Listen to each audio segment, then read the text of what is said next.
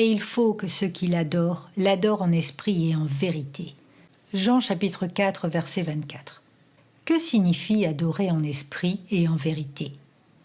Le mot « adorer » a perdu tout son sens pour bon nombre de gens. Il est employé à tout va et pour n'importe quoi.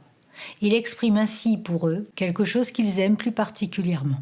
Cependant, c'est un mot qui ne devrait jamais être utilisé autrement que pour Dieu. Le mot grec est proskuneo, qui veut dire baiser la main de quelqu'un en signe de révérence.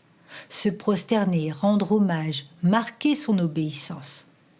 Nous voyons par conséquent ici que ce mot est particulièrement réservé à une personne, et plus spécialement à Dieu.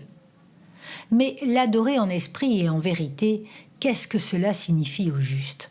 C'est déjà en premier lieu reconnaître que Jésus est mon Sauveur, et faire de lui le Seigneur de ma vie.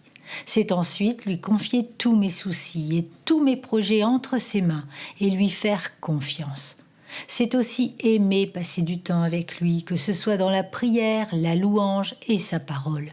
C'est aussi crier à lui lorsque je suis découragée, et dans tous les cas, m'attendre à ce qu'il intervienne, et enfin, obéir surtout à ses commandements. Le contraire de la vérité, c'est le mensonge. Ainsi ceux qui mentent par leur hypocrisie, leur amour du monde, leur mépris envers des frères, leur rancœur, voire parfois leur haine cachée, n'adorent pas Dieu, mais le rejettent littéralement.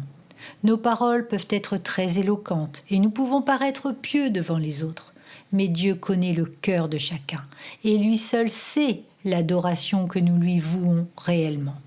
Lui seul est digne d'adoration. Il est le seul qui mérite toute la louange de nos cœurs. Que le nom de Jésus soit loué et adoré.